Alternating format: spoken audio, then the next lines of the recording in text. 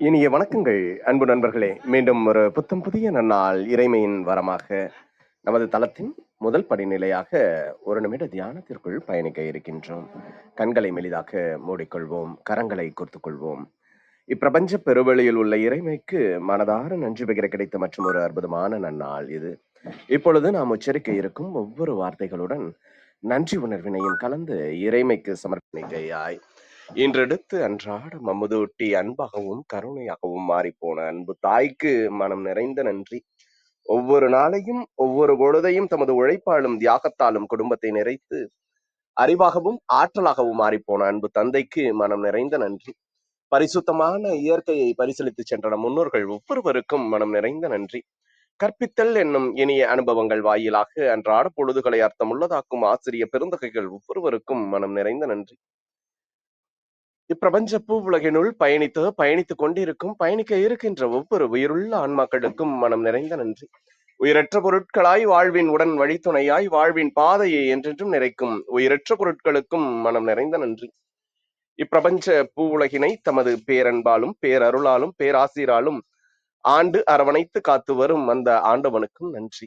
இப்பொழுது நமது சுவாசத்தின் ஓசையில் அது பயணிக்கும் பாதைகளில் நாமும் ஒரு நிமிடம் இணைந்து பயணிப்போம், நம் மூச்சின் சுவாசத்தினை சீர்மைப்படுத்தியவர்களாய்.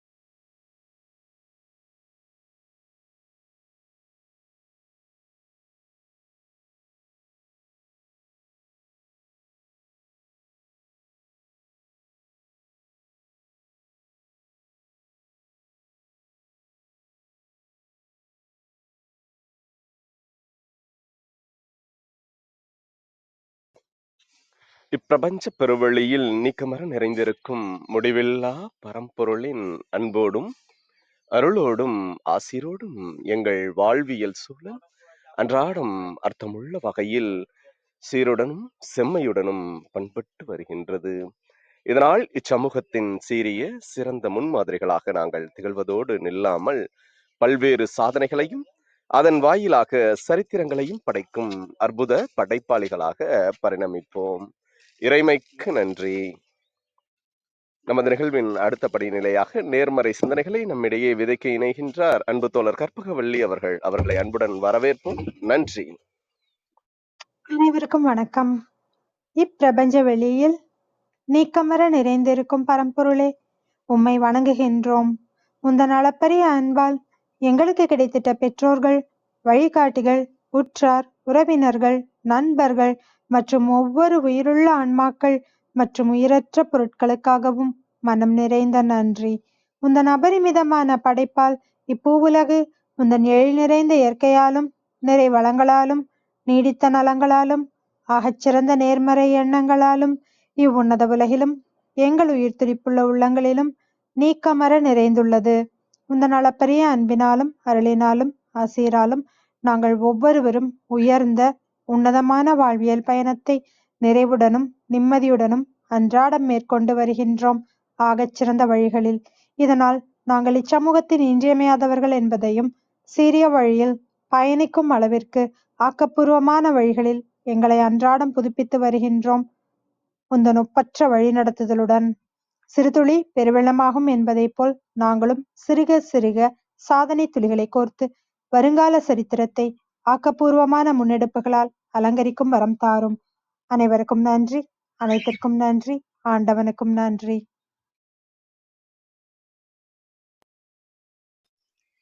இனிய வணக்கங்கள் அன்பு நண்பர்களே.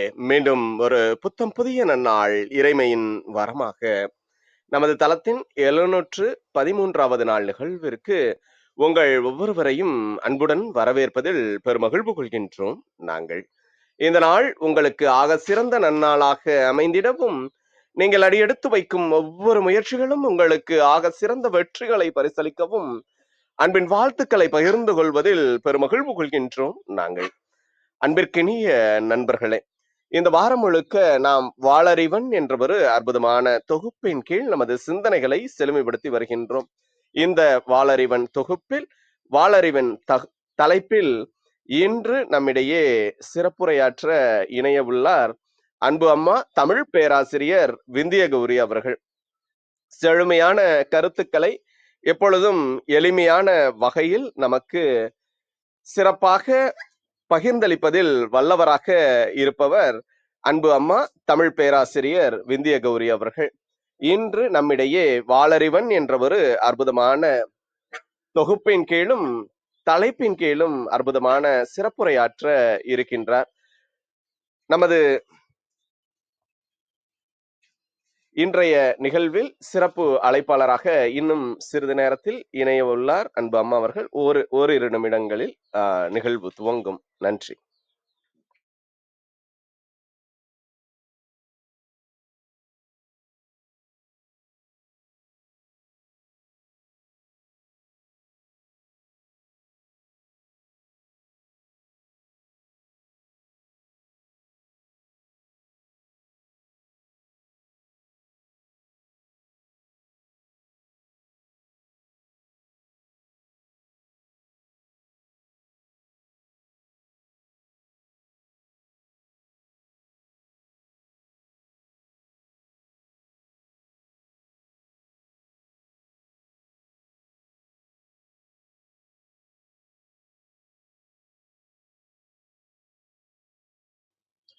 வாளறிவன் என்ற ஒரு வார்த்தை எப்பொழுதுமே உயரிய அறிவு நிறைந்த ஒரு உன்னத நிலையினை குறிப்பிடக்கூடிய ஒன்றாக எப்பொழுதும் இருக்கின்றது.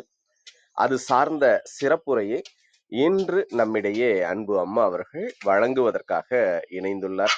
நமது எளிய அழைப்பினை ஏற்று இன்றைய நிகழ்வின் சிறப்பு அழைப்பாளராக சிறப்பு பேச்சாளராக இணைந்துள்ள தமிழ் பேராசிரியர் விந்திய கௌரி அவர்களை சொலரங்க சொந்தங்களாகிய உங்கள் ஒவ்வொருவரின் சார்பிலும் சரித்திரம் படைப்போம் தளம் அவரை இந்நிகழ்விற்கு வருக வருக வருக என வரவேற்பதில் பெருமகிழ்வு கொள்கின்றது. வாருங்கள், அடுத்த 50 நிமிடங்கள் அற்புதமான சிறப்புரையில் இணைவோம். நமது வாழ்வியல் புத்தகத்தில் புத்தம் புதிதாய் இன்று மலர்ந்துள்ள புதியதோர் பக்கத்தின் அழகியதோர் அத்தியாயத்தினை வாளறிவன் என்ற தொகுப்பிலும் தலைப்பிலும் நமது சிந்தனைகளை செழுமைப்படுத்துவோம். நமது வாழ்வியல் வழித்தடங்களை இன்னும் வளமைப்படுத்துவோம். நன்றி.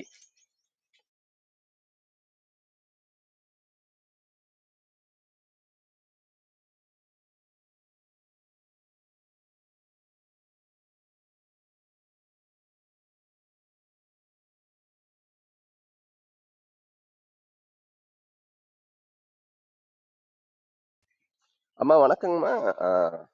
ஒளிவாங்கி இணைப்பை எடுத்துட்டு பேச ஆரம்பிக்கலாங்கம்மா. நன்றி.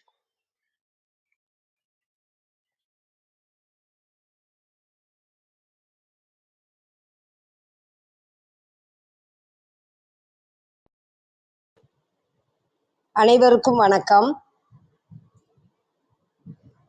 வாளறிவன் என்ற தலைப்பில் சிறப்புரையாற்ற எனக்கு வாய்ப்பு நல்கிய ஆரோக்கிய பிரிட்டோ ஐயா அவர்களுக்கு வணக்கம். கற்பகவல்லி அம்மா அவர்களுக்கு வணக்கம். சரித்திரம் படைப்போம் தளத்தில் இணைந்துள்ள அனைவருக்கும் வணக்கம்.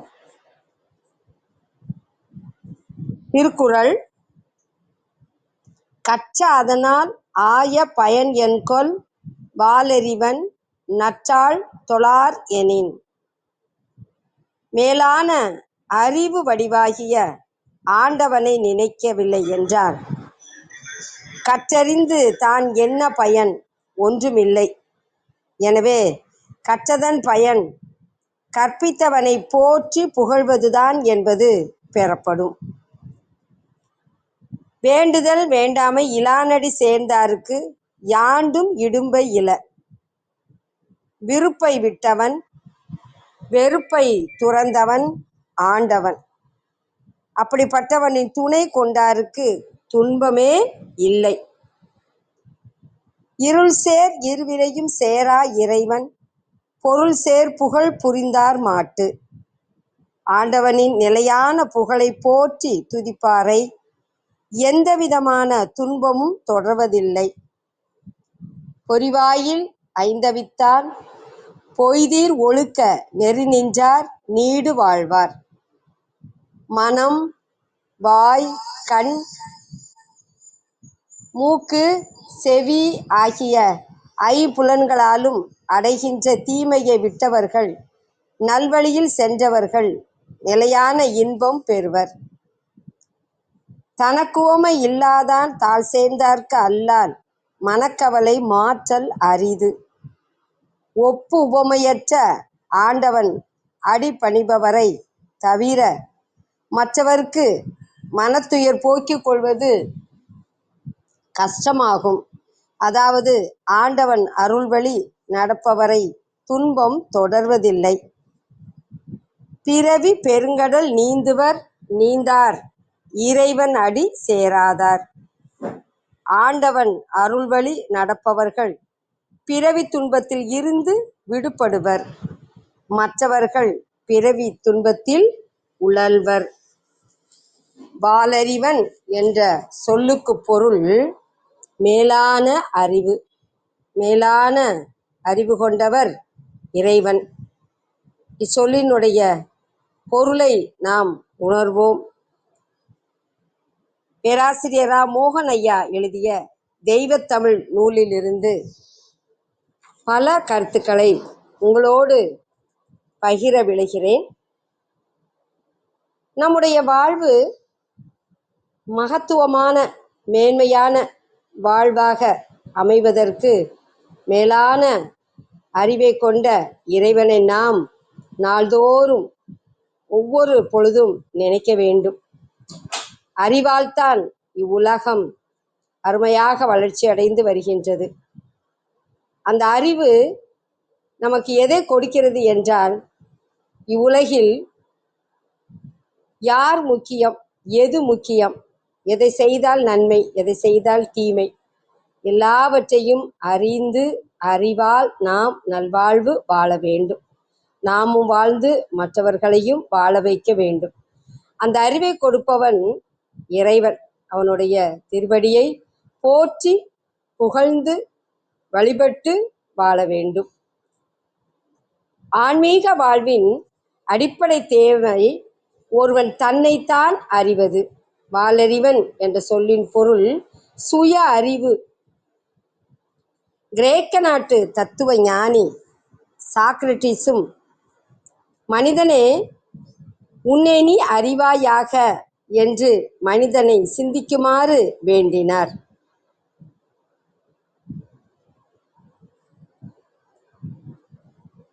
நல்ல ஒரு வாசகம். அந்த வாசகத்தை நாம் உணர்ந்து நம்மை நாம் அறிந்து வாழ வேண்டும்.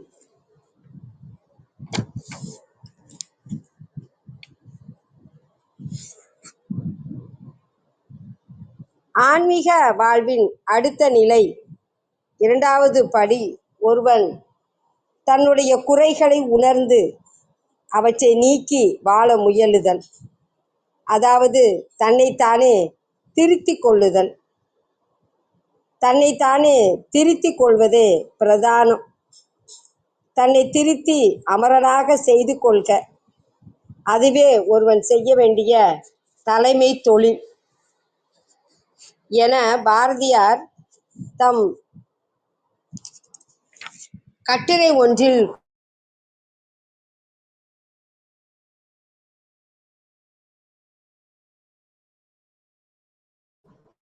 அவற்றுள் முதலாவது தன்னை கட்டுதல். இதனை அவர் தன்னை ஆளும் சமர்த்து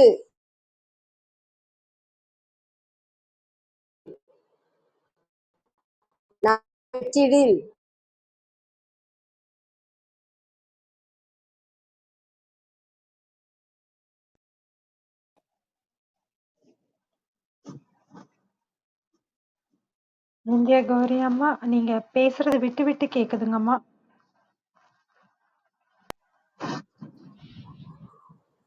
அம்மா நீங்க ஆன்மீக வாழ்வில் பேசுறது விட்டு விட்டு அம்மா இடையூறுக்கு பொறுத்துக் கொள்ளவும். நீங்க பேசுறது கொஞ்சம் விட்டு விட்டு கேக்குதுங்கம்மா.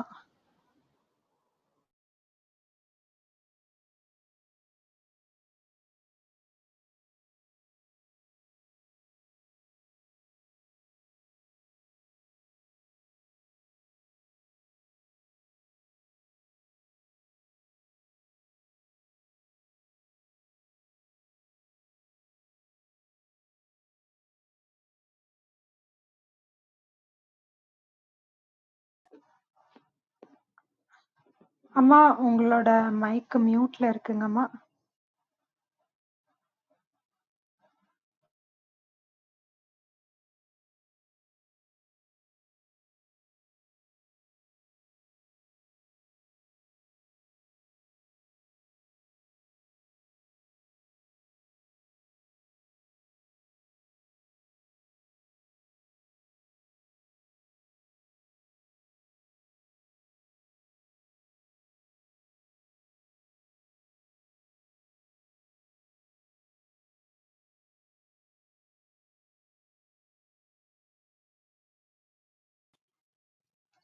இந்திய கௌரி அம்மா உங்களோட மைக் மியூட்ல இருக்குங்கம்மா.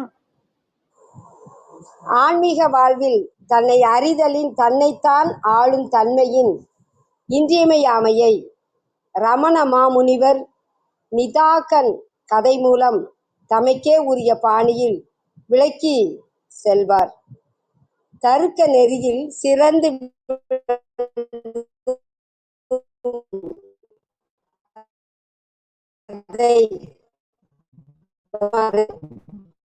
ரிபு என்ற முனிவரிடம் நிதாகன் என்பவன் உபதேசம் பெற்று மாணக்கனாக இருந்தான்.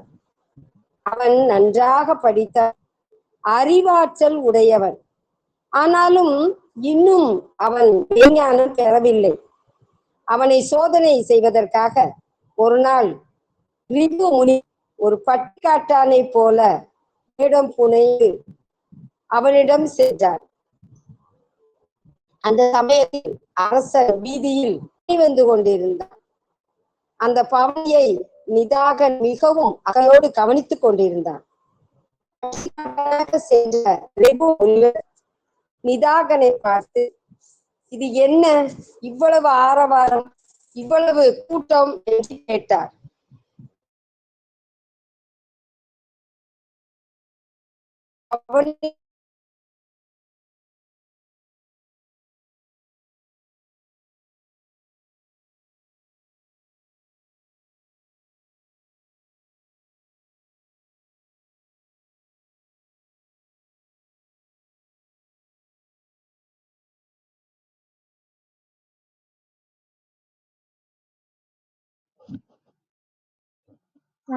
அம்மா உங்களுடைய குரல் மீண்டும் கேட்கலைங்கம்மா.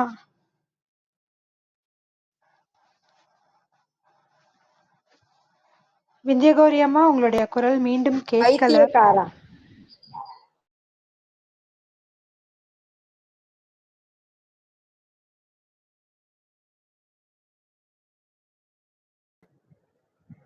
என்ன இது? நான் தான் காட்டினேனே, ராஜாவையும் யானையையும் தெரிந்து கொள்ள முடியவில்லையா? அட பைத்தியக்காரா, மேலே இருக்கிறவர் ராஜா, கீழே இருப்பது யானை என்றார்.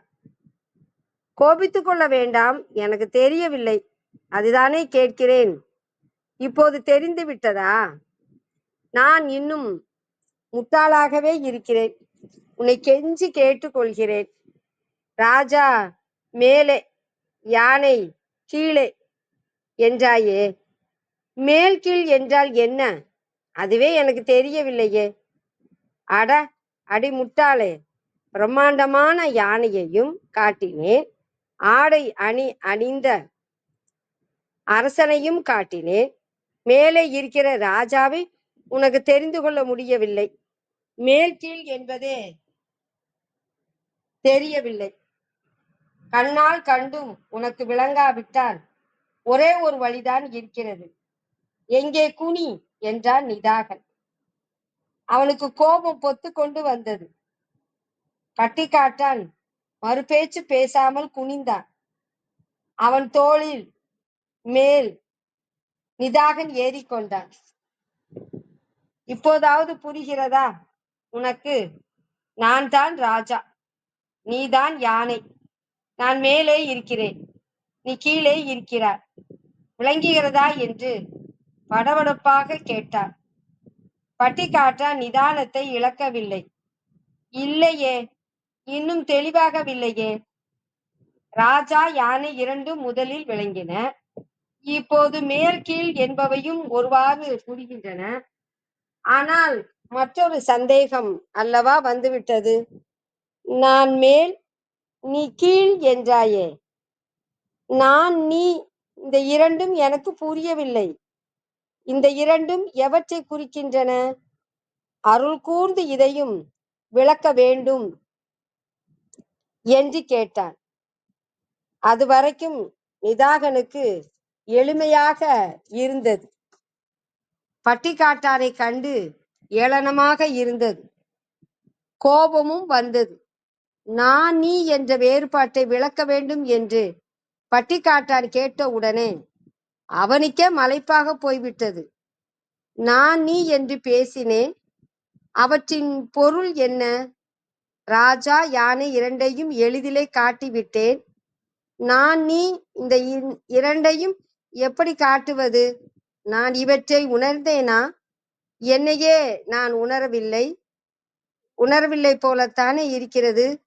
ஆம், நான் என்பதே இன்னும் எனக்கு தெளிவாகவில்லை. நிதாகன் சிந்தனையில் ஆழ்ந்தான். அப்போதுதான் அவனுக்கு உண்மை விளங்கிற்று. இங்கே நிற்பவன் பட்டிக்காட்டான் அல்ல, எனக்கு உண்மையை உணர்த்த வந்த ஞான குரு. இப்படி என்னை சுமந்தாவது உண்மையை உணர்த்தும் கருணை நம்முடைய குருநாதர் ரிபுவுக்குத்தான் உண்டு. இவர் நம் குருநாதரே என்று தோன்றியது. உடனே கீழே குதித்தான். முனிவருடைய கால்களை பற்றி கொண்டான். நீ, நான் என்ற பேதம் உடம்புக்கு ஏறியது என்பதை ரிபு முனிவர் இப்படி தம் சீடனுக்கு உணர்த்தினார். அருளாளர்கள் காட்டிய வழியில் முதலில் நம்மை நாம் அறிவோம், நம்மை நாமே திருத்திக் கொள்வோம். அடுத்து நம்மை கட்டுப்படுத்தி நம்மை நாம் ஆளும் திறத்தினை பெறுவோம். அப்போதுதான் பாரதி போற்றும் அமர வாழ்வு நமக்கு வசப்படும், வானுரையும் தெய்வ நிலை வாய்க்கும். இதைத்தான் அருமையாக திருமந்திரத்தில் திருமூலர் பதிவிட்டுள்ளார். தன்னை அறிய தனக்கொரு கேடில்லை, தன்னை அறியாமல் தானே கெடுகின்றான். தன்னை அறியும் அறிவை அறிந்த பின் தன்னையே அர்ச்சிக்க தான் இருந்தானே. அருமையான திருமந்திரம்.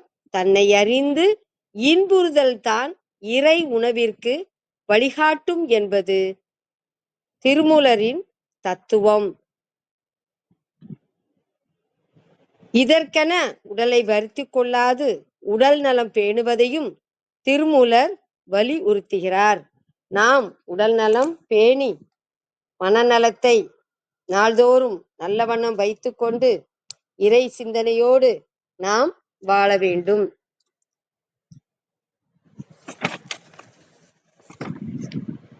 இறைவனிடத்து நாம் பக்தியோடு இருக்க வேண்டும். அவனிடத்து பக்தி கொள்வது மிகவும் உன்னதமானது. இறைவனை அடைய அதுவே நல்ல ஒரு வழி. பக்தி வழி என்பது மென்மையானது. அங்கே வேண்டுதல் இல்லை, வேண்டாமை இல்லை. அங்கே இறைவனின் திருவடியில் ஒவ்வொருவரும் சரண் அடைகிறார்கள். கூறியவர் கபீர். நன்றி நிறைந்தவர், நன்மை புரிந்தவர், பழமை நிறைந்தவர், பாசம் நிறைந்தவர் எங்கெல்லாம் இருக்கிறார்களோ அங்கெல்லாம் இறைவன் இருக்கிறான். காட்டில் ஒரு வேடன் கடுமையான உழைப்பாளி, பாமரன்.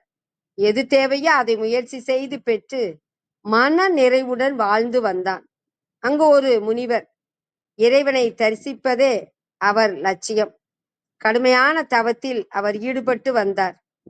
பல மாதங்கள் சரியாக சாப்பிடாமல் நீரையும் சிறிது பழங்களையும் மட்டுமே சாப்பிட்டு வந்தார். எவ்வளவோ கடுமையாக தவம் செய்தும் அவரால் தம் லட்சியத்தை அடைய முடியவில்லை.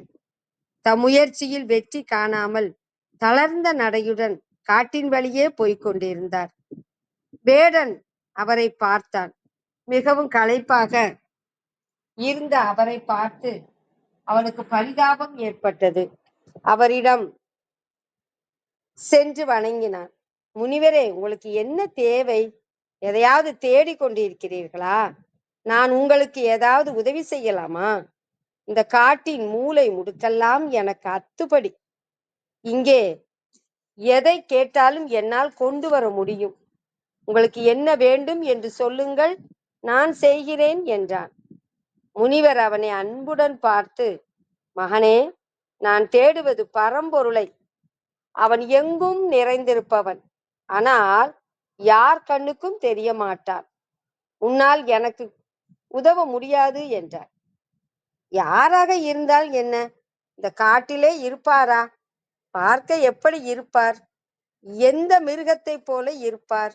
மான் போலவா? முயல் போலவா? சிங்கம், புலி, கரடி, இப்படி எதை போல இருப்பார்? எனக்கு அடையாளத்தை மட்டும் சொல்லுங்கள். அவரை பிடித்து கொண்டு வந்து உங்கள் முன்னால் நிறுத்துகிறேன். என்னால் முடியுமா என்று சந்தேகப்படாதீர்கள். தயவு செய்து சொல்லுங்கள் என்று மீண்டும் மீண்டும் வலியுறுத்தி கேட்டான் வேடன். அவனுடைய அறியாமையை நினைத்து முனிவருக்கு சிரிப்பு வந்தது. அவனுக்கு எப்படி புரிய வைப்பது என்று யோசித்தார்.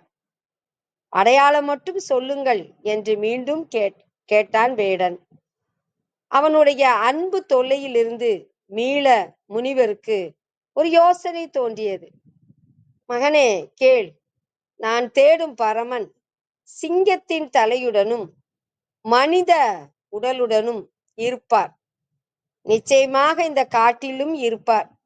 உன்னால் முடிந்தால் தேடி கண்டுபிடி என்றார். அவ்வளவுதானே? நீங்கள் ஓய்வெடுங்கள், நான் எப்படியாவது தேடி கண்டு பிடிக்கிறேன் என்று சொல்லிவிட்டு கிளம்பினான் வேடன். ஆடு முழுவதும் அலைந்து திரிந்தான். சாப்பாடு, தூக்கம், உற்றார், உறவினர் எதுவும் நினைவில்லை. அவன் உடல், மனம், ஆன்மா அனைத்தும் அந்த மிருகத்தை தேடி அலைந்தது.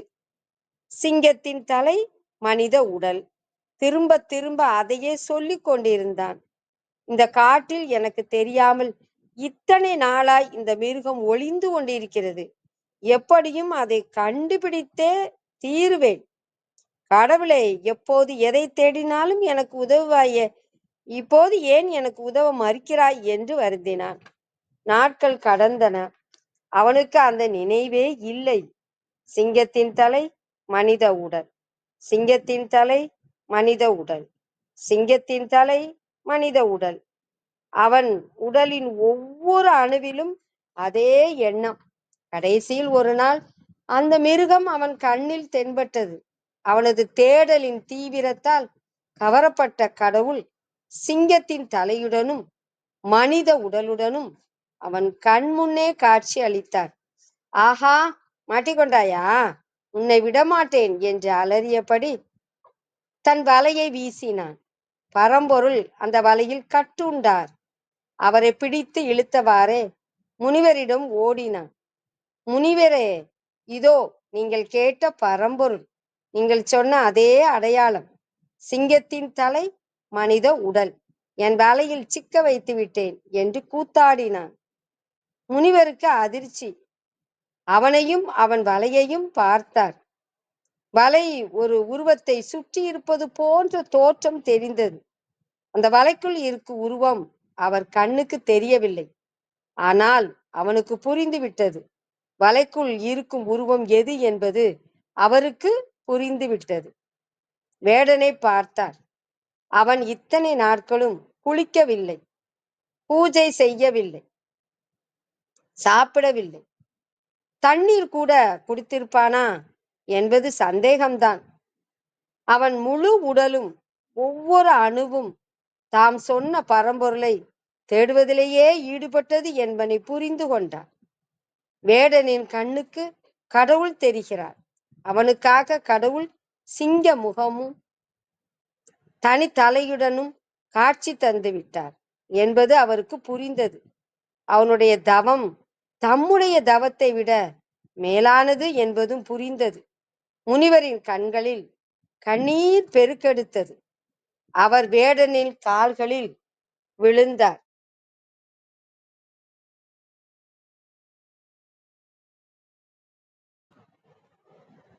இறைவனிடத்து நாம் உண்மையான பக்தியோடு இருப்பதுதான் இறைவனை அடையும் வழி. அதை உணர்த்திய கதை அருமை. பக்தியின் மூலமாக நாம் இந்த உலகத்தில் உள்ள அனைவரிடத்தும் அன்பாக இருக்க வேண்டும். அனைவரையும் ஒன்றிணைத்து நல்வாழ்வு வாழ வேண்டும். உலகத்தை வெறுப்பது ஆன்மீகம் அல்ல. உலகத்தை அறிந்து கொண்டு அதற்குள் வாழ்ந்து தங்களையும் உலகத்தையும் ஒரு சேர வளர்த்து கொள்வதே ஆன்மீகம் என்றார் குன்றக்குடி அடிகளார். ஒப்பிலாத சமுதாயம். தனித்திருந்தவன் பசித்திருந்தவன் விழித்திருந்து கண்ட கணா. அங்கே சமயங்கள் எல்லாம் தைக்கின்ற நூலாகும். கத்தரிக்கோள்களின் காரியத்தை செய்யாது இனிய கீதை இந்துக்களையும் கீர்த்திமிகு பைபிள் கிறித்துவர்களையும் முதிர்ந்த குரான் முஸ்லிம்களையும் உற்பத்தி செய்யாமல் மனிதர்களை உருவாக்கும். இந்த கவிதை இடம்பெற்ற நூல் நேயர் விருப்பம் என மொழிவார் கவிக்கோ அப்துல் ரஹ்மான். இவ்விழுமிய சிந்தனைக்கு உயிருள்ள இலக்கியமாக திகழும் ஓர் உண்மை நிகழ்ச்சி இங்கே மனங்கொள்ளத்தக்கதாகும்.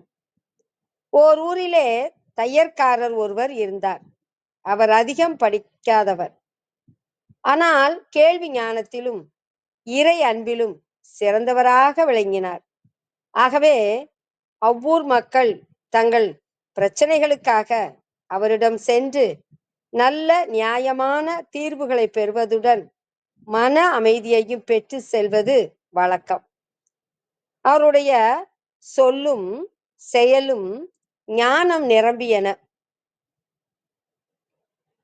அவருடைய புகழ் எங்கும் பரவி இருந்தது. இதை கேள்விப்பட்ட அவ்வூர் அரசன் அவரை தன் அரண்மனைக்கு வரும்படி அழைப்பு விடுத்தான். அங்கு அவருக்கு சிறப்பான வரவேற்பு கொடுத்து அவரை சிறப்பிக்கவும் விரும்பினான். அரசனின் விருப்பத்துக்கு இணங்கி ஞானியும் அரண்மனைக்கு வந்தார். அரசன் அவருக்கு அவரது தொழிலை குறிக்கும் வண்ணமாக தங்கத்தில் செய்து வைரம் முத்துக்கள் ஆகியன பதித்த கத்தரிக்கோல் ஒன்றை பரிசாக அளித்தார். ஞானியோ அந்த பரிசை ஏற்க மறுத்தார். வியப்படைந்த அரசன், ஞானியாரே, இது மிகவும் விலை உயர்ந்த பரிசு, இதை ஏன் ஏற்க மறுக்கிறீர்கள்? இதைவிட மேலான பரிசு வேறு ஏதாவது வேண்டுமா? அப்படியானால் அது என்னவென்று எனக்கு சொல்லுங்கள். உடனே அதை உங்களுக்கு வழங்க உரிய ஏற்பாடுகளை செய்கிறேன் என்றார். ஞானி, ஆம் அரசே, எனக்கு இந்த கத்தரிக்கோல் வேண்டாம். ஒரு சிறிய ஊசியை எனக்கு பரிசாக அளியுங்கள், அதுவே நான் விரும்பும் பரிசு என்றார். மன்னனுக்கு ஆச்சரியம் தாங்க முடியவில்லை. ஞானியே, உங்கள் விருப்பம் மிகவும் புதுமையாக உள்ளது. விலை மதிப்பற்ற இந்த தங்க கத்தரிக்கோலை விட நீங்கள் கேட்கும் ஊசி எவ்விதத்திலே உயர்ந்தது என்று கேட்டான். மன்னா, நீங்கள் தர விரும்பும் கத்தரிக்கோல் விலை மதிப்பற்றதுதான். ஆனால் அதன் பணி வெட்டுவதே. ஆனால் ஊசியோ வெட்டுண்டதை இணைத்து ஒன்று சேர்த்திடும் உயர்ந்த பணியை செய்கிறது. நான் வெட்டுவதை அல்ல, இணைப்பதை மட்டுமே விரும்புபவன் என்றார். இதை கேட்ட அரசன் ஞானி விரும்பிய பரிசை அவருக்கு வழங்கியதுடன் புதியதோர் செய்தியை உணர்ந்து கொண்ட மகிழ்ச்சியில் திளைத்தான். இக்கதையில் வரும் ஞானியைப் போல நாம் அன்பினால் உலகில் அனைத்தையும் வாழ்வில் அனைவரையும் இணைப்பவர்களாக மாறுவோம். பகைமை உணர்வினை வெட்டி சாய்த்து அதற்கு தடித்த முற்றுப்புள்ளியை வைப்போம்.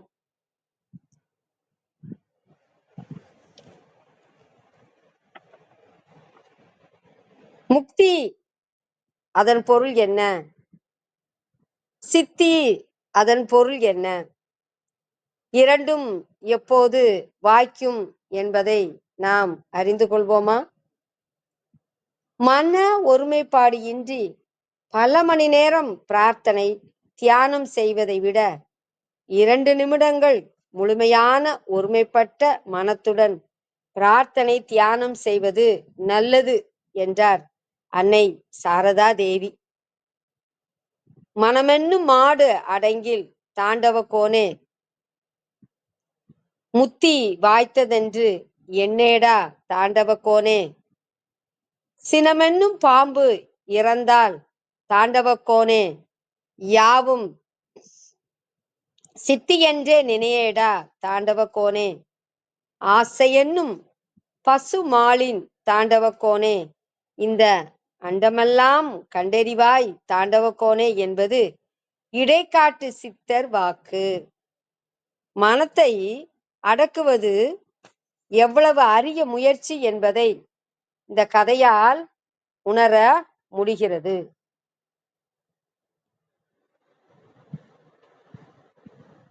கதையை காண்போம். ஓர் இளைஞன் தியானம் செய்ய நிம்மதியான ஓர் இடம் கிடைக்குமா என்று தேடுகிறான். கடைசியில் ஓர் ஓடைக்கு அருகில் உள்ள ஆலமரத்தடியை தேடுகிறான். அன்று காலை 10 மணி இருக்கும். ஒரு அழகான இளம்பெண் அந்த பக்கம் வருகிறாள். அவளை கண்டதும் இளைஞனின் தியானம் கலைகிறது. கண்கள் திறந்து இருந்ததனால் தானே தியானம் கலைந்தது என்று அடுத்த நாள் ஒரு துணியால் கண்களை கட்டிக்கொண்டு தியானம் செய்கிறான் இளைஞன். அப்பொழுது காலை 10 மணி இருக்கும். திரும்பவும் அப்பெண் அந்த பக்கம் வருகிறாள். அவளுடைய கால் கொலுசு ஜல் ஜல் என்று ஒலி எழுப்ப இளைஞனின் தியானம் கலைகிறது. அடுத்த நாள் காலை காதுகளையும் மூடிக்கொண்டு தியானம் செய்கிறான் இளைஞன். அன்று 10 மணி அளவிற்கு அந்த பெண் அந்த பக்கம் வருகிறாள். அவள் தலையில் சூடியிருக்கும் மல்லிகை பூவின் வாசனை இளைஞனின் மூக்கை துளைக்கிறது. அதன் விளைவாக அன்று அவனது தியானம் கலைகிறது. அடுத்த நாள் மூக்கையும் மூடிக்கொண்டு தியானம் செய்கிறான் இளைஞன். அன்றும் 10 மணி அளவிற்கு அந்த பெண் இந்த பக்கம் வருகிறாள். இளைஞன் அவளை பார்க்கவில்லை. அவளுடைய கொலுசின் ஒலியை கேட்கவில்லை. அவள் சூடிய மல்லிகை பூவின் வாசனையையும் நுகரவில்லை. இருந்தும் இளைஞனின் மனம் நினைக்கிறது, அந்த பெண் இத்தனை நேரம் இங்கு வந்திருப்பாளே என்று. அதன் காரணமாக அவனுடைய தியானம் கலைகிறது. ஆம், நாம் முதலில் மனதை ஒருநிலைப்படுத்தி தியானம் செய்ய கற்றுக்கொள்ள வேண்டும். அடுத்தது சினம். சினம் என்னும் பாம்பு இருந்தால் யாவும் இறந்தால் யாவும் சித்தியாகும் என்கிறார் இடைக்காட்டு சித்தர். வள்ளுவரோ சினம் என்னும் சேர்ந்தாரை கொல்லி என்கிறார். 6வது சினம் என்று நாம் இளமையில் படித்திருக்கிறோம். 3வது ஆசை. ஆசை என்னும் பசு மாண்டால் இந்த அண்டமெல்லாம் கண்டறிவது எளிதாகும் என்கிறார் இடைக்காட்டு சித்தர். தமிழில் ஆசை, பற்று என 2 சொற்கள் உண்டு. மண், பெண், பொன் இவற்றின் மீது ஒருவர் வைப்பது ஆசை. மண்ணாசை, பெண்ணாசை, பொன்னாசை என இவற்றை சுட்டுவர். நாடு, மொழி, இனம் இவற்றின் மீது ஒருவர் கொள்ளுவது பற்று. நாட்டுப்பற்று, மொழிப்பற்று, இனப்பற்று என இவற்றை குறிப்பிடுவர். ஒருவர் மனத்தில் பற்று இருக்கலாம், ஆசை இருக்கக்கூடாது. ஈசனோடு ஆயினும் ஆசை அருமின் என்றார் திருமூலர். ஆசைக்கோர் அளவில்லை, அகிலமே கட்டி ஆண்டாலும் என்றார் தாயுமானவரும். முத்தாய்ப்பாக ஒரு சொல், ஒருவரால் தம் மனத்தை அடக்கி சினத்தை வென்று ஆசையை கட்டுப்படுத்த முடிந்தது என்றால் அதுவே மண்ணில் நல்ல வண்ணம் வாழ்வதற்கான அடையாளம். அதனால் நாம் மண்ணில் நல்ல வண்ணம் வாழ மேன்மையான அறிவுடைய இறைவனை கணந்தோறும் வணங்குவோம்.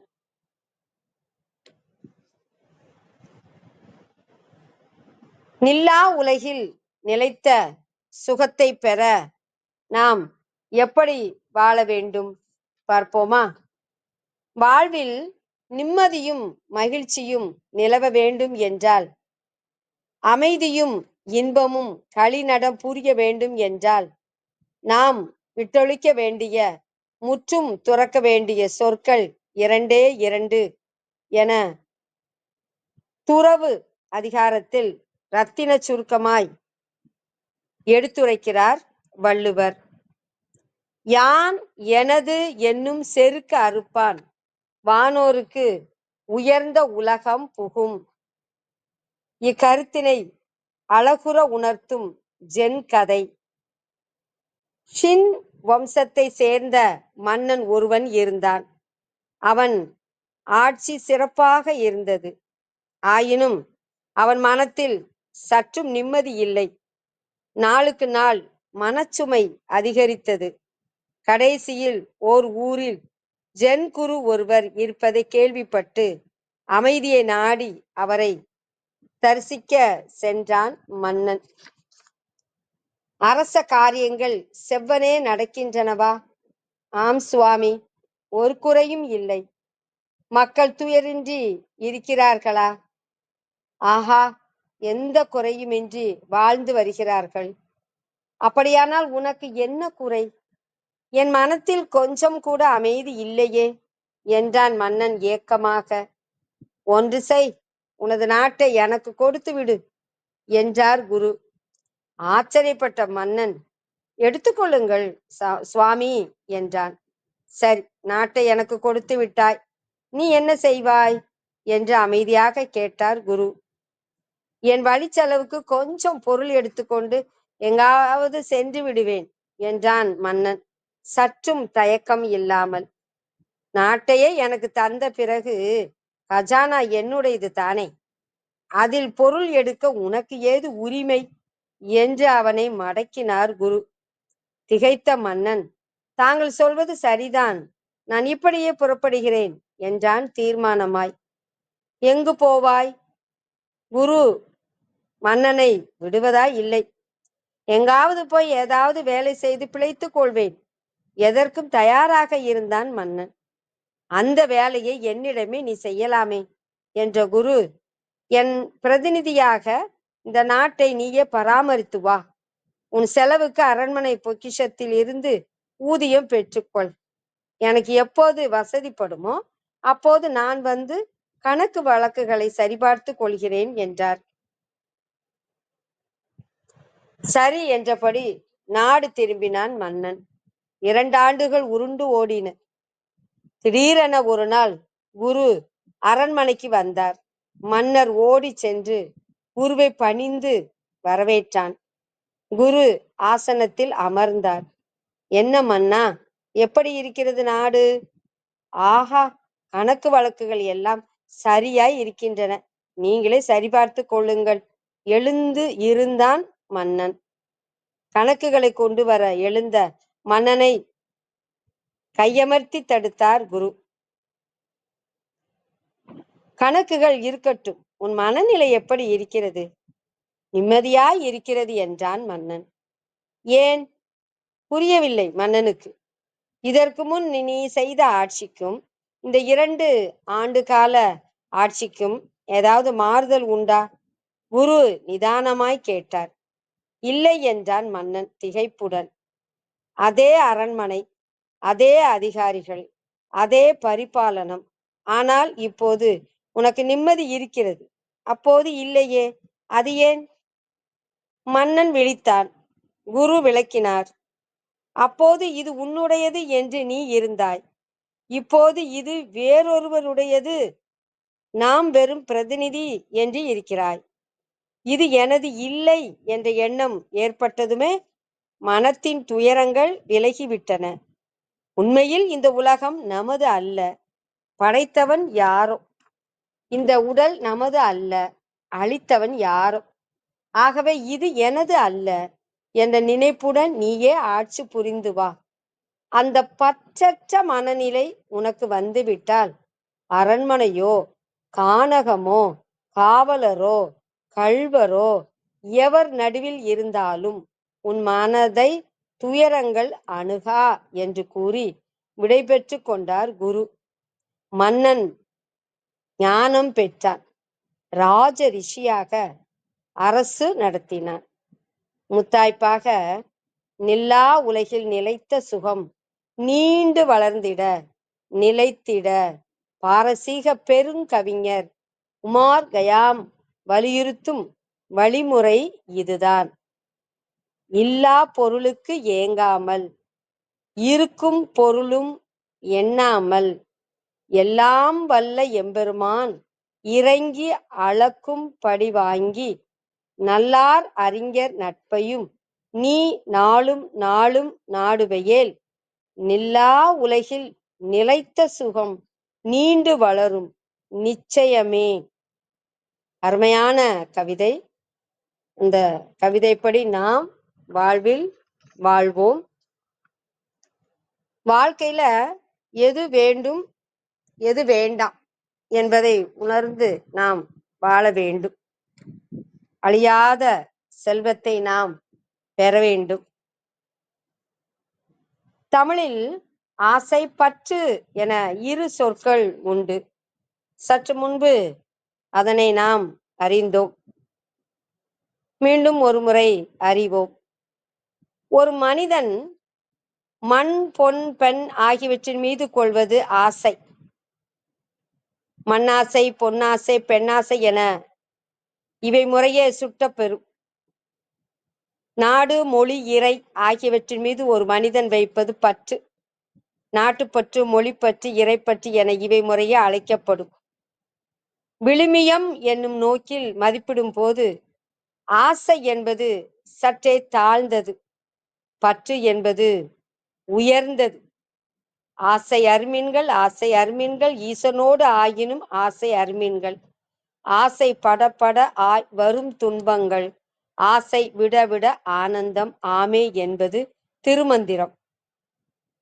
ஆசை இருந்தால் துன்பமும், ஆசை அழிந்தால் இன்பமும் ஏற்படும். எந்த பொருள் மீதும் ஆசை கொள்வதை விட்டொழித்தல் வேண்டும் என வலியுறுத்தவே ஈசனோடு ஆயினும் ஆசை வேண்டா என அழுத்தமாக கூறினார் திருமூலர். நான் இவற்றை 2 முறை விளக்குவதற்கு காரணம், மீண்டும் மீண்டும் நம் மனதில் பதிவானால் நாம் நல்லவற்றை மட்டும் கடைபிடிப்போம் அல்லவா? அதற்காகவே. தெய்வ புலவர் திருவள்ளுவரும் அறத்துப்பாலில் அவா அறுத்தல் என ஓர் அதிகாரமே படைத்துள்ளார். வேண்டாமை அன்ன விழுச்செல்வம் ஈண்டில்லை, யாண்டும் அகுதொப்பது இல் எனும் குறட்பா இவ்வகையில் மனங்கொள்ளத்தக்கதாகும். ஆசையின்மையே சிறந்த செல்வம். அது போன்ற செல்வம் எங்கும் இல்லை என்பது இக்குறட்பாவின் தெளிவுரை. ஆசைக்கு ஓர் அளவில்லை எனும் தாய்மானவர் வாக்கும் இங்கே நினைவு கூறத்தக்கதாகும். அதிக ஆசை கொண்டால் உள்ளது பறிபோகும் எனும் கருத்தினை இனிதே உணர்த்தும் ஈசாப் நீதி கதைகள். அனைவருமே நேரம் கிடைக்கும் போது ஈசாப் நீதி கதைகளை படிக்க வேண்டும். அருமையாக இருக்கும் கதைகள். ஒரு காட்டில் ஒரு விறகு வெட்டி ஒரு மரத்தை வெட்டி கொண்டிருந்தான். அந்த மரம் ஒரு ஆற்றங்கரையில் இருந்தது. மரத்தை வெட்டும்போது கையில் இருந்த கோடாலி தவறி ஆற்றுக்குள் விழுந்து விட்டது. ஆறு ரொம்ப ஆழமாய் இருந்தபடியால் தண்ணீருக்குள் இறங்கி அவனால் கோடாலியை எடுக்க முடியவில்லை. அதனால் கரையில் உட்கார்ந்து அழ ஆரம்பித்தான். அவனை பார்த்து இரக்கங்கொண்ட வன தேவதை அவன் முன்பு தோன்றி, ஏனப்பா அழுகிறாய் என்று கேட்டார். கோடாலி தண்ணீருக்குள் விழுந்து விட்டதாகவும் அது கிடைக்காவிட்டால் தனக்கு பிழைப்புக்கு வழி இல்லை என்றும் விறகு வெட்டி சொன்னான். வன தேவதை தண்ணீருக்குள் மூழ்கி ஒரு தங்க கோடாலியோடு வெளியே வந்தது. அதை விறகு வெட்டியிடம் கொடுத்தது. அவன் அதை பார்த்ததும் அது தன் கோடாலி அல்ல என்றும் அது தனக்கு வேண்டாம் என்றும் சொல்லிவிட்டான். வன தேவதை மீண்டும் தண்ணீருக்குள் மூழ்கி ஒரு வெள்ளி கோடாலியை எடுத்து வந்து கொடுத்தது. இதுவும் தன்னுடையது அல்ல என்று சொல்லி விறகு வெட்டி மறுத்து விட்டாள். வன தேவதை மூன்றாவது தடவையாக தண்ணீருக்குள் மூழ்கி விறகு வெட்டியின் கோடாலி எடுத்து வந்து கொடுத்தது. அதை பார்த்ததும் விறகு வெட்டி மிகுந்த மகிழ்ச்சி அடைந்து 2 கைகளாலும் அதை வாங்கி கொண்டான். விறகு வெட்டியின் நேர்மையை பார்த்து வனதேவதை மகிழ்ச்சி கொண்டது. நீ உண்மையாக நடந்து கொண்டபடியால் உன்னுடைய கோடாலியோடு இந்த தங்க கோடாலியையும் வெள்ளி கோடாலியையும் உனக்கு பரிசாக கொடுக்கிறேன், எடுத்துக்கொள் என்று வனதேவதை சொல்லிற்று. 3 கோடாலிகளோடு விறகு வெட்டி வீடு திரும்பினான். காட்டில் நடந்த அதிசயத்தை அக்கம் பக்கம் உள்ளவர்களிடம் சொன்னான். இதை கேட்டவர்களில் ஒருவன் உடனே காட்டுக்கு ஓடினான். விறகு வெட்டியின் கோடாலி தண்ணீருக்குள் விழுந்த இடத்தில் தனது கோடாலியை போட்டான். கரையில் உட்கார்ந்து அழுதான். வன தேவதை வந்தது, காரணத்தை கேட்டது.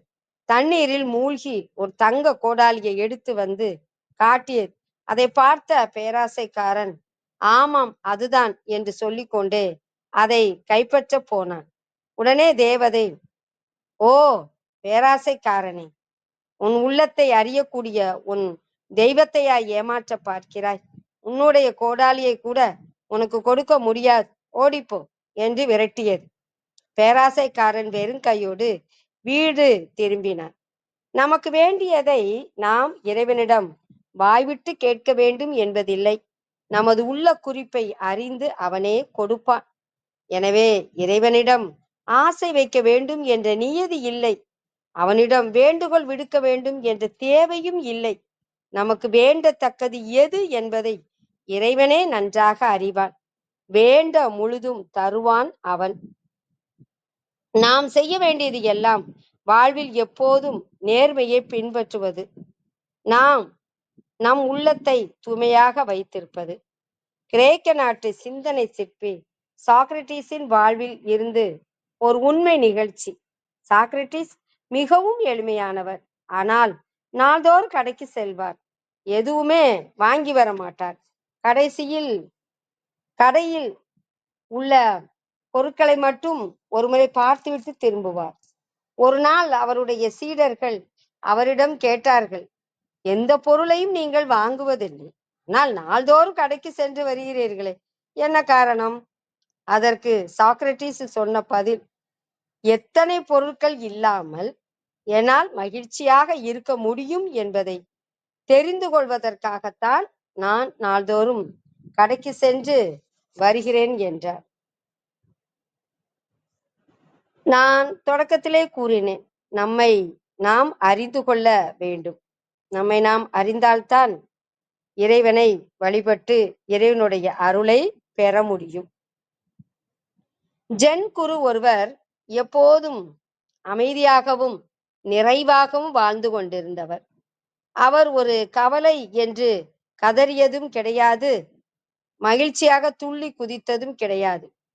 வாழ்க்கையின் ஒவ்வொரு கணத்தையும் இனிமையாக அனுபவித்து கொண்டிருந்தவர் அவர். சில சீடர்கள் அவரை கேட்டார்கள், உங்களுடைய நிம்மதியான வாழ்க்கையின் ரகசியம் என்ன? குருநாதர் சிரித்தார். பெரிதாக ஒன்றுமில்லை, மிக எளிமையான விஷயங்கள் தான் சொல்கிறேன், கேளுங்கள். காலை தூங்கி எழுந்தவுடன் முதல் வேலையாக நறுமணமுள்ள ஓர் இடத்தில் அமர்ந்து தியானம் செய்யுங்கள். வயிறு முட்ட சாப்பிடாதீர்கள். எப்போதும் வயிற்றில் கொஞ்சம் காலி இடம் இருக்கட்டும். கண்ட நேரத்தில் தூக்கம் வேண்டாம். தினமும் ஒரே நேரத்துக்கு உறங்கச் செல்லுங்கள். பெரும் கூட்டத்திலும் தனிமை பழகுங்கள். தனிமையில் கூட்டத்துக்கு நடுவே இருக்கிற உணர்வை அனுபவிக்க தெரிந்து கொள்ளுங்கள். நன்றாக தெளிவாக பேசுங்கள். அதன்படி நடந்து கொள்ளுங்கள். வார்த்தை ஒன்று செயல் ஒன்று என இருக்காதீர்கள். ஒவ்வொரு வாய்ப்பையும் ஒரு முறைக்கு பல முறை யோசித்த பிறகே பயன்படுத்திக் கொள்ளுங்கள். முடிந்து போன விஷயங்களை எண்ணி வருந்தாதீர்கள். போர் வீரர்களைப் போல் தைரியம் பழகுங்கள். அதே சமயம் சிறு குழந்தைகளைப் போல் வாழ்க்கையை நேசியுங்கள். ஜென் என்பது வெறும் தத்துவம் அல்ல, வெற்று தத்துவமும் அல்ல. மண்ணில் நல்ல வண்ணம் வாழ மனமது செம்மையாக ஒரு வழிகாட்டி ஜென். நம்மை அறிய நமக்கொரு திறவுகோலாக பயன்படுவன ஜென் கதைகள். அனைவருமே ஜென் கதைகளை படிங்க. நான் நிறைய ஜென் கதைகளை படிச்சிருக்கேன். சில சமயம் கதை புரியாது. திருப்ப படிச்சு நாம் சிந்தித்தால் மிக அருமையான கதையாக இருக்கும். நம்மை வழிநடத்தும். ஜென் குருமார்களின் வாழ்வும் வாக்கும் நாம் வையத்துள் வாழ்வாங்கு வாழ உற்றுளி உதவும் அனுபவ பொருளை, உண்மை ஒளியை தன்னகத்தே கொண்டவை. நெஞ்சை அள்ளும் ஜென் கதை ஒன்று இதோ. அந்த ஜென் குரு எளிமையாக வாழ்ந்து வந்தார். ஒரு மலையடிவாரத்தில் குடிசை அமைத்து கொண்டு இயற்கையோடு ஒன்றிப்போய் வாழ்ந்து வந்தார். ஒரு நாள் மாலை பொழுதில் திருடன் ஒருவன் அவரது குடிசைக்குள் அங்கும் இங்கும் தேடி பார்த்தான். அவனுக்கு ஒன்றுமே கிடைக்கவில்லை. அவன் வெறுங்கையோடு வெளியேறும் வேளையில் குரு உள்ளே வந்து விட்டார். அவனை இறுக பிடித்து கொண்டார். திருடன் திருதிருவென்று விழித்தான். பாவம், நீ எவ்வளவு தூரத்திலிருந்து இங்கே வந்திருக்கிறாய்? வெறுங்கையோடு போகலாமா என்று கூறி சரசரவென்று தம் ஆடைகளை கலச்ச ஆரம்பித்தார். திருடனுக்கு ஒன்றும் விளங்கவில்லை. திகைப்போடு பார்த்து கொண்டிருந்தான். அவர் தம் ஆடைகளை கழற்றி சுருட்டி அவன் கையில் கொடுத்து, போய் வா, என்னிடம் இருப்பது இவ்வளவுதான் என்று அனுப்பி வைத்தார். திருடன் போன பிறகு நிர்வாணமாக அமர்ந்தபடி சாளரத்தின் வழியாக வெளியே பார்த்தார். சாளரம் என்றால் ஜன்னல். ஒளிமயமான வட்ட நிலா வானத்தில் காய்ந்து கொண்டிருந்தது. பாவம், நல்லதாக கொடுக்க நம்மிடம் ஒன்றுமில்லாமல் போய்விட்டது. இந்த நிலவையாவது கொடுத்து அனுப்பி இருக்கலாம் என்று சொல்லிக் கொண்டார் அந்த ஞானி. ஜென் கதைகளை கசடர கற்று பொருள் உணர்ந்து பயின்று அவற்றின் வழி வாழ்ந்து வந்தால் போதும். நம் வாழ்க்கை வசப்படும், மனம் செம்மையாகும், உள்ளொளி பெருகும்.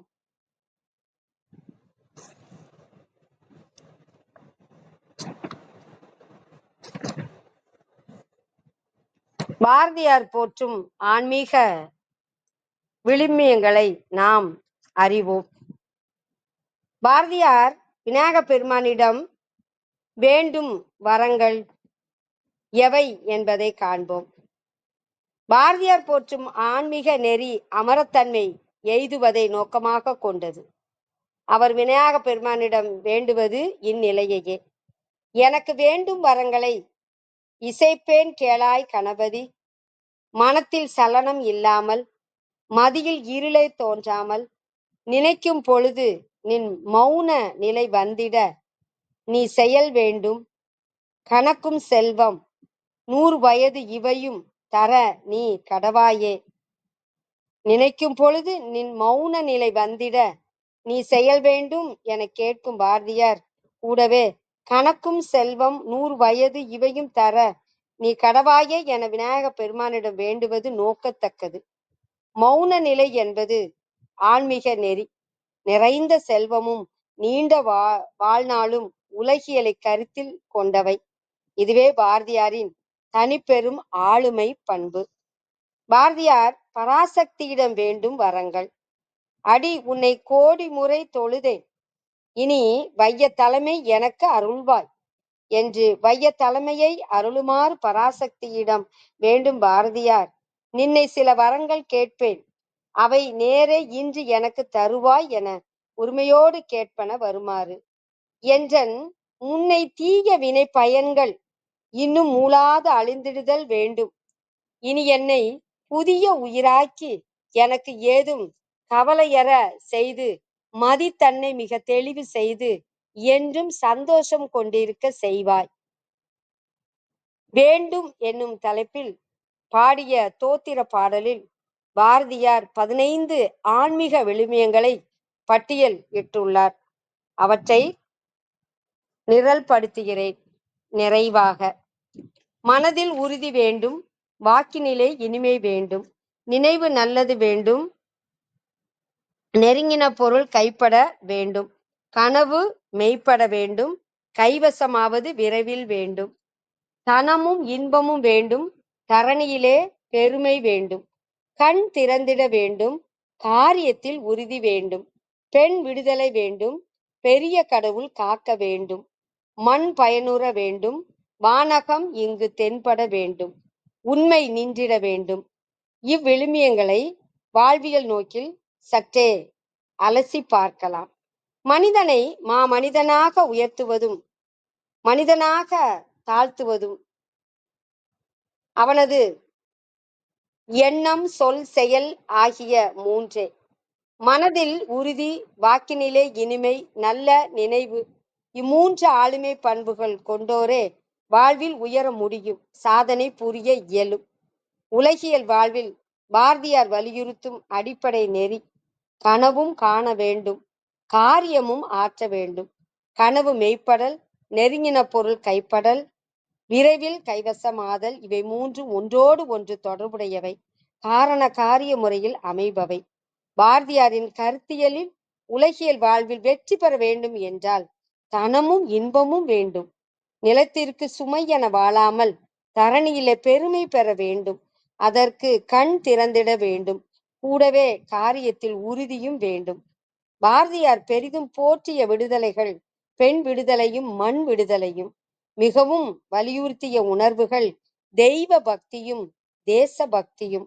பெண் விடுதலை வேண்டும், மண் பயனுற வேண்டும், பெரிய கடவுள் காக்க வேண்டும், வானகம் இங்கு தென்பட வேண்டும் என்னும் விழுமியங்கள் இவ்வகையில் குறிப்பிடத்தக்கவை. பாரதியாரின் வாழ்வும் வாக்கும் உணர்த்தும் அடிப்படையான செய்தி உண்மை நின்றிட வேண்டும் என்பதே.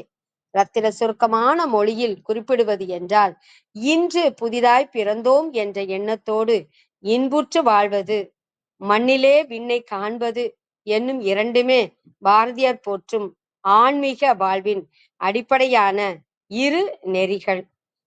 இது காரும் வாய்மொழி கேட்ட அனைவருக்கும் நன்றி. வாய்ப்பு நல்கிய ஆரோக்கிய பிரிட்டா ஐயா அவர்களுக்கு மனமகிழ்வோடு நன்றி. கற்பகவள்ளி அம்மா அவர்களுக்கு நன்றி. அனைவருக்கும் மீண்டும் ஒரு முறை நன்றி. நன்றி.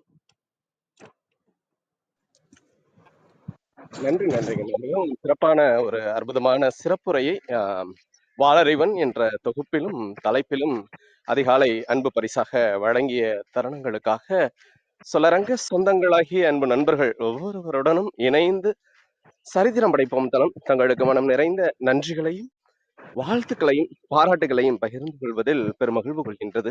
அன்பிற்கினிய நண்பர்களே, நாம் அனைவரும் இணைந்திருப்பது சரித்திரம் படைப்போம் தளம். ஒவ்வொரு வாரமும் ஒவ்வொரு தொகுப்பு, ஒவ்வொரு நாளும் ஒவ்வொரு தலைப்பு, வார இறுதியில் சிறப்பு விருந்தினரின் அழைப்பு, ஞாயிறுதோறும் நமக்கான விடுப்பு என்ற அடிப்படையில் நமது தளம் இயங்கி வருகின்றது. அவ்வரிசையில் இந்த வாரம் முழுக்க நாம் வாளறிவன் என்ற ஒரு அற்புதமான தொகுப்பின் கீழ் நமது சிந்தனைகளை செழுமைப்படுத்தி வருகின்றோம். இந்த வாளறிவன் தொகுப்பில் வாளறிவன் தலைப்பில் அன்பு அம்மா தமிழ் பேராசிரியர் விந்திய கௌரி அவர்கள் அதிகாலை அன்பு பரிசாக அற்புதமான சிறப்புரையை நமக்கு வழங்கினார்கள்.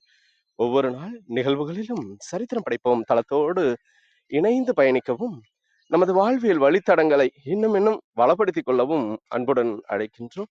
இப்பொழுது நிகழ்வின் நெறியாளுமையை தொடரவும் முதன்மை கருத்தினை வழங்கிடவும் அன்பு தோழர் கற்பகவள்ளி அவர்களை அன்புடன் அழைக்கின்றோம். நன்றி. நன்றிங்க தோழர். அனைவருக்கும் வணக்கம். விந்திய கௌரி அம்மா அவர்களுக்கு நன்றி. இன்றைக்கு வாளறிவன் அப்படிங்கிற ஒரு தொகுப்புல அருமையான கருத்துக்களை அம்மா பகிர்ந்துகிட்டாங்க.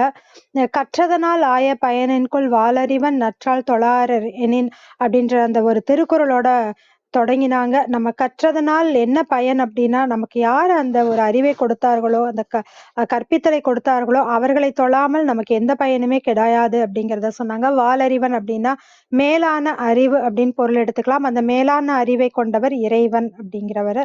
தெய்வத்தமிழ் அப்படின்ற புத்தகத்தின் மூலமாக புத்தகத்திலிருந்து மோகன் ஐயா எழுதிய புத்தகத்திலிருந்து பல கருத்துக்களை அம்மா அவர்கள் இன்றைக்கு பகிர்ந்துகிட்டாங்க.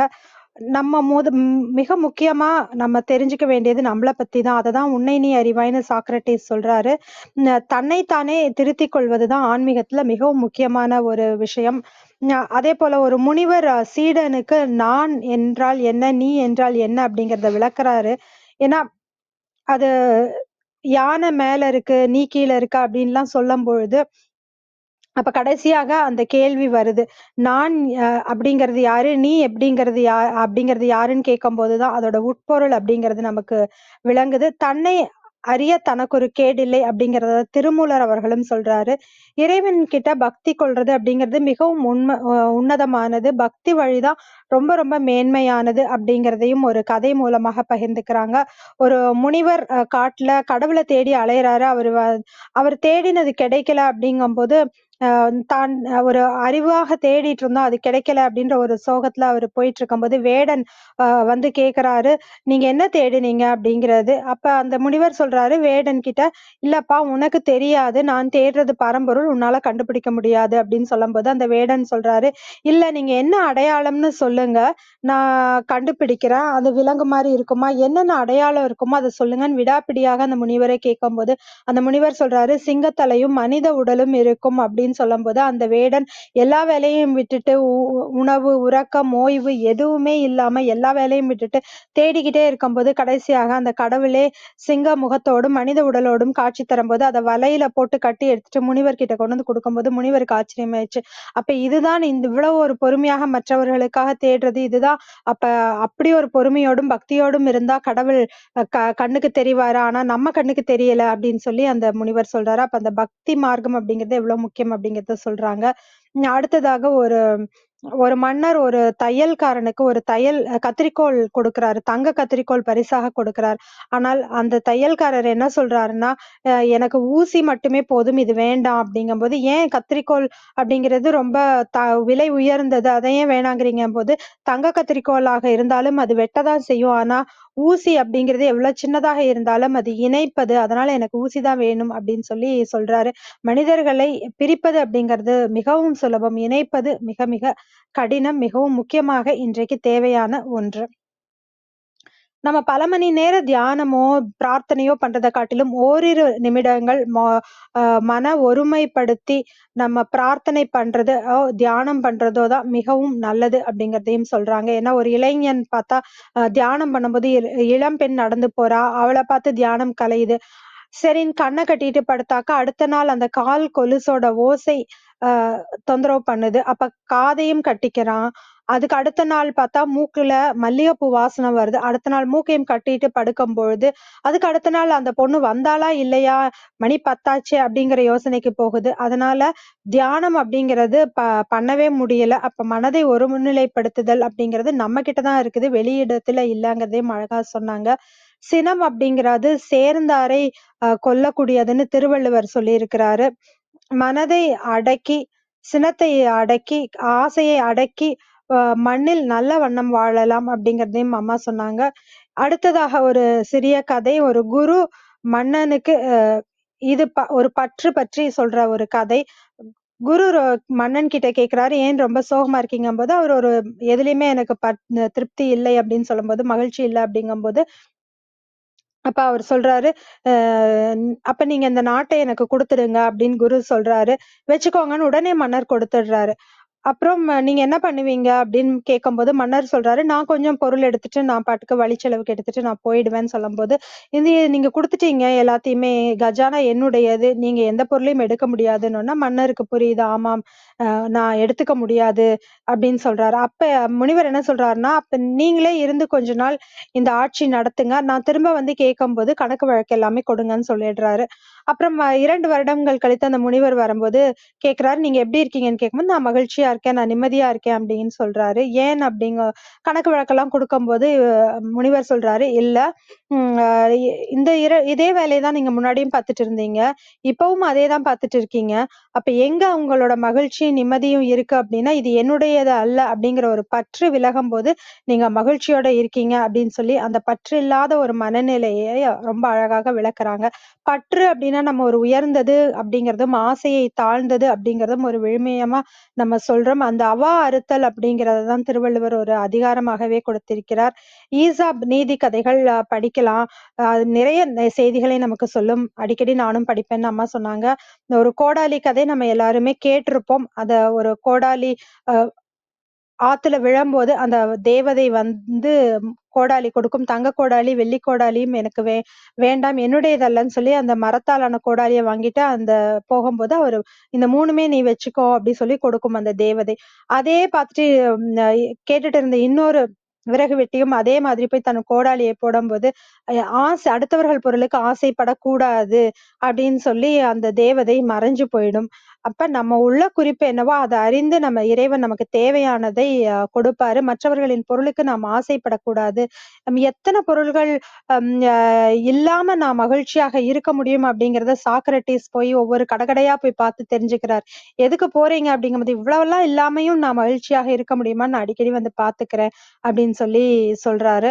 அப்ப எவ்வளவு பொருள்கள் நம்மிடம் இருக்கு அப்படிங்கிறது இல்ல. நம்மிடம் இருக்கும் பொருட்களை வைத்து நாம் எவ்வளவு மகிழ்ச்சியாக இருக்க முடியும் அப்படின்ற பல அருமையான கருத்துக்களை இன்று பகிர்ந்து கொண்ட விந்தியா கௌரி அம்மா அவர்களுக்கு மனமாற நன்றி தெரிவித்துக் கொள்கிறோம். விஜயகுமாரி அம்மா வணக்கம். நீங்க பேசலாம். நன்றிகள் அம்மா. வாழ்க வையகம், வாழ்க வையகம், வாழ்க வளமுடன்.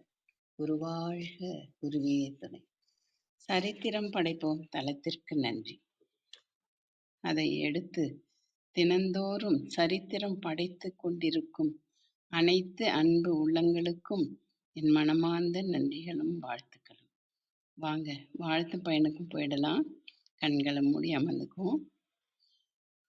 நாம் அமர்ந்துள்ள இந்த இடம் முழுவதும் நல்ல தூய தெய்வீக ஆற்றலே நிரம்பின பேராற்றல் உடலிலே உயிரிலே அலை அலையாக பாய்ந்து நிரம்புவதை உணர்கிறோம். அன்னைக்கு வணக்கம், தந்தைக்கு வணக்கம், அருள்நிறை ஆசான் வேதாத்திரி மகரிஷி அவர்களுக்கு வணக்கம். குருவாழ்க, குருவே துணை. அருட்பேராற்றல் இரவும் பகலும் எல்லா நேரங்களிலும் எல்லா இடங்களிலும் எல்லா தொழில்களிலும் உறுதுணையாகவும் பாதுகாப்பாகவும் வழிநடத்தியாகவும் அமையுமாக. வாழ்க வளமுடன், வாழ்க வளமுடன், வாழ்க வளமுடன். அருட்பேராற்றல் கருணையினால் இங்குள்ள அனைவரும் நல்ல உடல்நலம், நீல ஆயுள், நிறை செல்வம், உயர் புகழ், மெய்ஞானம் பெற்று சிறந்தோங்கி வாழ எல்லாம் வல்ல இறைநிலையோடு இணைந்து வாழ்த்தி மகிழ்கின்றேன். வாழ்க வளமுடன், வாழ்க வளமுடன், வாழ்க வளமுடன். இறை பேராற்றலே பக்கத்துணையாகவும் பக்கபலமாகவும் இருந்து வழி நடத்துவாராக. நன்றிகள் அம்மா. அம்மா இன்னைக்கு விந்திய கௌரி அம்மா நிறைய கதைகளும் கருத்துகளும் நம்ம என்ன கடைபிடிக்கணும் அப்படிங்கிற அந்த உணர்வுகளையும் எடுத்து வச்சாங்க. அந்த வேடனும் முனிவரும் கதை மிகவும் அற்புதமாக இருந்ததம்மா. அது அது எதை குறிக்குது அந்த கதைன்னா, நாம் மன அமைதியோட மனதை ஒருமுகப்படுத்தி எதை வேண்டுகிறோமோ அது நமக்கு வந்தே தீரும். இந்த இறைநிலை நமக்கு கண்டிப்பாக கொடுப்பார்.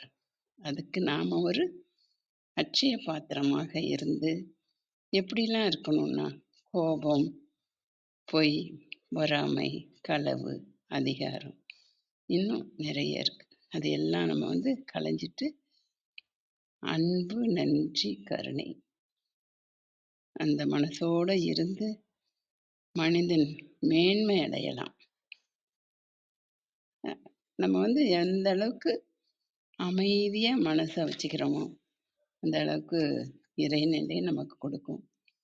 நமக்கு இது வேணும், அது வேணும் அப்படின்னு நினைக்கும் பொழுது மனசு வந்து அலைபாயும். அங்க வந்து அந்த அமைதி வராது. அப்ப நம்ம அமைதியை தேடி அலையணும்னா என்ன செய்யணும்? இதை எல்லாத்தையும் களைஞ்சிட்டு அமைதியா உட்காந்து அம்மா சொன்ன மாதிரி அந்த ஒரு 2 நிமிஷம் அந்த தியானம் செய்தாலே போதும்.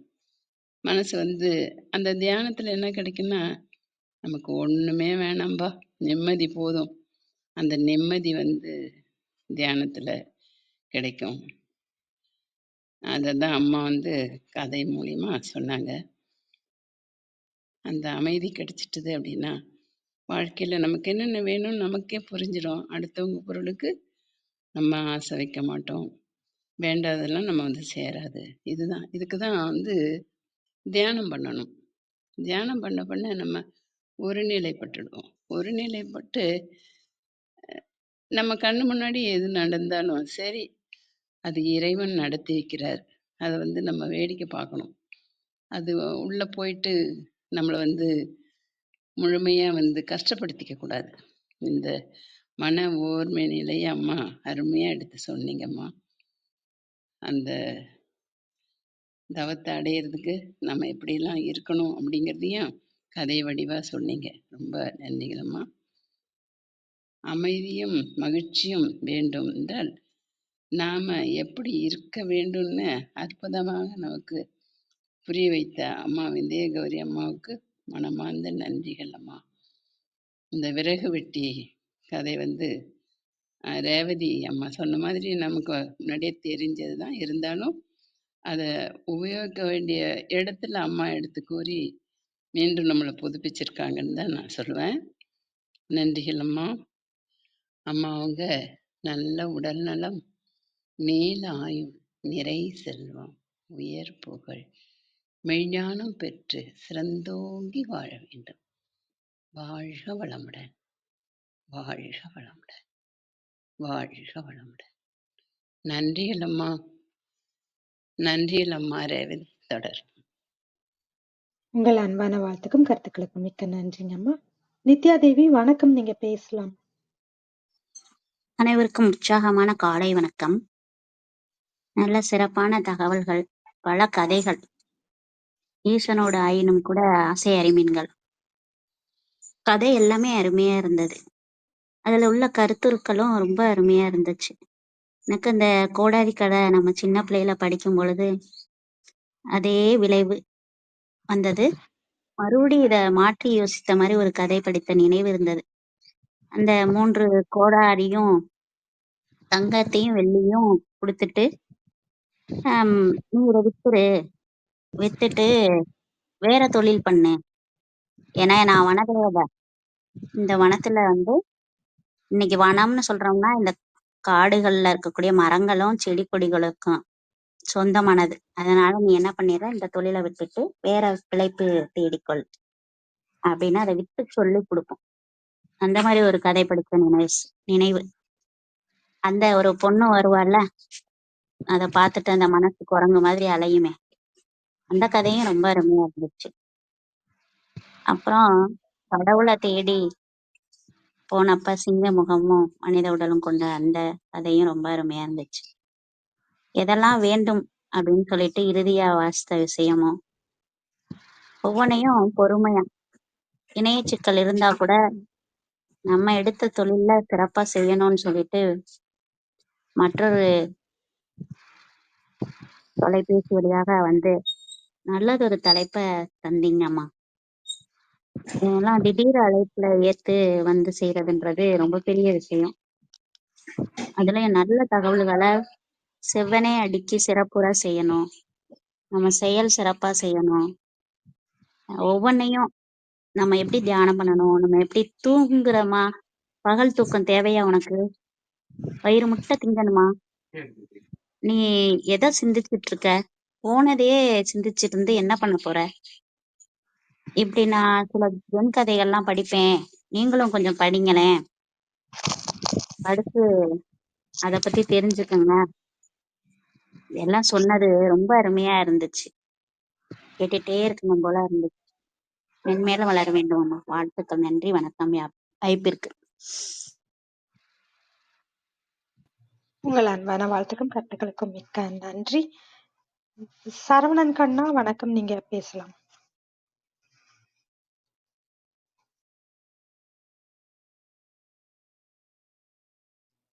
சரவணன் கண்ணா.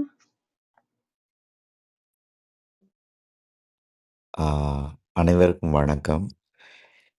வெந்திய கௌரி அம்மாவோட கதைகள்லாம் இன்னைக்கு ரொம்ப நல்லா இருந்தது. கதை கேட்கும்போது நமக்கு எப்படி கனெக்ட் ஆகும்னா, ஒவ்வொரு ஸ்டேஜ்லேயும் நமக்கு வந்து வேறு வேறு ஸ்டேட்டஸ் ஸ்டோரிஸ் எடுத்துப்போம். இப்போது இந்த கோடாலி கதைகள் இது மாதிரிலாம் இருக்கும்போது அறம் சார்ந்த விஷயத்தை நம்ம மனசு எடுத்துக்கும். ஸோ நம்ம ஒரு ஒரு பிஸ்னஸில் இருந்தாலும் இல்லை யாருக்காவது நம்ம வழிகாட்டுதலில் இருந்தாலும் இந்த மாதிரி கதைகள் தான் நமக்கு வந்து நமக்கு இன்னுமே வந்து லைவாகவே இருந்துகிட்டே இருக்கும். அதே மாரி ரொம்ப ஒரு ஸ்ட்ரெஸ்ஸான நேரங்கள்ல இருந்தாலும், ஒரு தீர்வு தெரியாத ஒரு இடத்துல இருக்கோம் அப்படின்னு சொன்னாலும், ஒரு அரசனும், குருவும் அந்த அ அந்த மாரி ஒரு சிச்சுவேஷன்ல இருக்கிற கதையை நமக்கு வந்து ரிசீவ் பண்ணி வச்சுக்கும் மனசு. ஏன்னா, சில விஷயங்களுக்கு பதில் தெரியலன்னா, மனசு வந்து ஸ்ட்ரெஸ்ஸுக்குள்ள போயிடும். அது என்னன்னு தேடி கண்டுபிடிக்கிற வரைக்கும் இருக்கிற நிலை வந்து ஒரு வெறுப்பான நிலையில இருக்கும். எதுவுமே வேணாங்கிற ஒரு இடத்துக்கு போகும். பட் அதுக்கு தேவையானது ஒரே ஒரு சொல்யூஷன் தான். ஆனா, அது நமக்கு தெரியாது. அது யார் மூலமாவாவது தெரியும். அதெல்லாம் தான் இந்த அ குருகிட்ட இருந்து ஒரு அரசன் கேட்டுக்கிற ஒரு கதையில வரும். இது மாதிரி ரொம்ப மமதையில அதிகமா போயிடக்கூடாதுங்கிற நேரம் வரும்போது, ஜென் கதைகள் படிக்கும்போது, அ அந்த நேரங்கள்ல பார்த்தீங்கன்னா, அவங்களுக்கு வந்து அ ஒரு லைவ்லினஸ்ஸா அதுக்குள்ள இருக்கிறது, ஒவ்வொரு விஷயத்தையும் ரசிக்கிறது, ரசிக்க வேண்டாதது எதுன்னு கண்டுபிடிக்கிறது, அ வாழ்க்கையோட சந்தோஷம், அடுத்தவங்களுடைய சந்தோஷப்படுத்தி பார்க்குறதுல இருக்கிறது. இந்த மாதிரி விஷயங்கள் எல்லாமே ஜென் கதையில வந்து இருக்கும். அ ஈசாப் கதையும் அதே மாரி தான். முல்லா கதையும் ஒரு ஒரு வகையில வந்து ஈசாப் கதைகள், முல்லா கதைகள்லாம் வந்து அ இப்போ நமக்கு கதைன்னு கேட்கும்போது அதுக்கு வயசே கிடையாது. நம்ம எப்போதுமே குழந்தைகளா மாறிடுவோம். அதை எடுத்து வச்சுப்போம். எப்போ நமக்கு அது யூஸ் ஆகுங்கிறதும் நம்ம மனசுக்கு தெரியும். அதுக்கு தகுந்த மாரி நம்ம அத பயன்படுத்துவோம். அதுதான் கதை கேட்கும்போது நம்ம வந்து நம்மள வந்து தனியா கழட்டி வச்சுட்டு, ஈவன் பேர கூட நம்ம மறக்கிறதுக்கு வாய்ப்பு இருக்கு. அந்த அளவுக்கு வந்து அந்த கதைக்குள்ள போயிடுவோம். அவ்வளவு ஒரு ஒன்றுதல் இருக்கும். அது அந்த மாதிரி நெறைய கதைகள வந்து ரிலவென்ட்டான கதைகள ஒண்ணோட ஒண்ணு அழகா பின்னி, கோர்த்து அழகா சொல்லியிருந்தாங்க இன்னைக்கு வெந்தய கௌரி அம்மா. ரொம்ப நல்லா இருந்தது. அதில சில கதைகள் கேட்டாலும், அவங்களுடைய வாய்மொழியில கேட்கறதுக்கு ரொம்ப அருமையா இருந்தது. கேட்டாலும் திருப்பியும் கேட்கறதுக்கு உண்டான கதைகளா தான் கதைகள் இருந்தது. ரொம்ப ரொம்ப அருமையான காலை பொழுது. ரொம்ப நல்லா அவங்க அ ரொம்ப மெனக்கெடல் சேர்த்து நெறைய விஷயங்களையும் சொன்னாங்க. அதாவது கதையில சொல்றது ஒரு பக்கம் இருந்தாலும், அத அவங்க ரசிச்ச இடத்தையும் வந்து சொல்லி காட்டும்போது, நமக்கு அதில ஒரு டேக் அவே இருக்கும். எப்போதுமே ஏதாவது ஒரு டேக் அவே வந்து ஒரு கதைகளையும் இருந்துட்டே இருக்கும். அதில அவங்க ரசிச்ச இடங்களையும் நமக்கு சொல்லும்போது, நமக்கு இன்னும் கொஞ்சம் அது ஃபைன் டியூன் ஆகும். ஸோ ரொம்ப நல்லா இருந்தது. ரொம்ப அருமையான காலை பொழுது. அழகா சொல்லியிருந்தாங்க. நன்றி. வாய்ப்புக்கு நன்றி.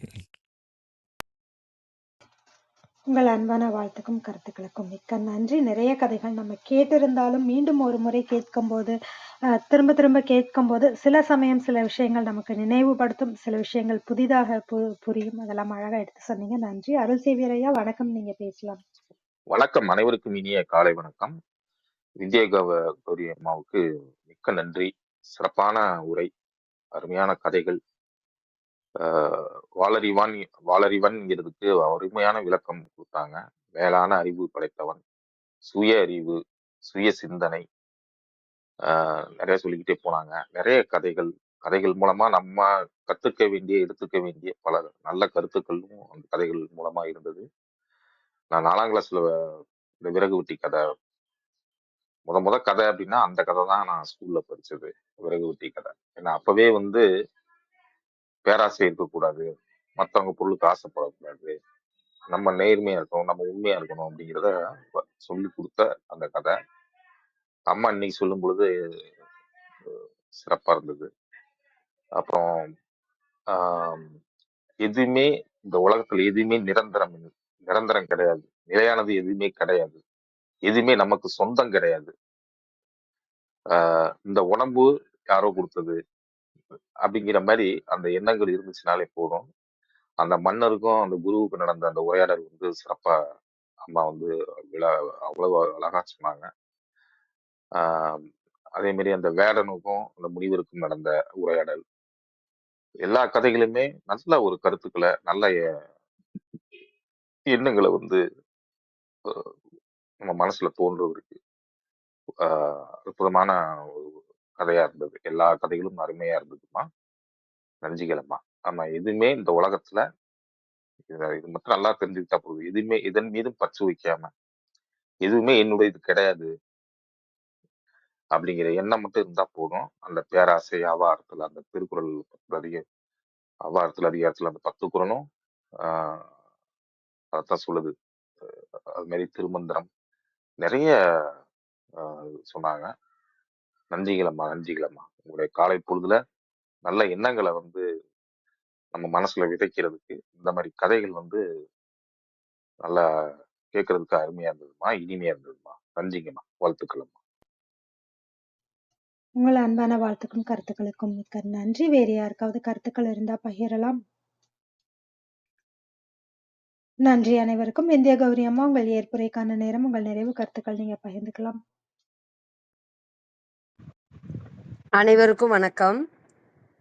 நிலையில்லாத இந்த உலகத்துல நிலைத்த புகழோடு நம்ம வாழணும்னா ஆணவம் இல்லாம வாழணும், மகிழ்ச்சியா வாழணும், நிம்மதியா வாழணும்.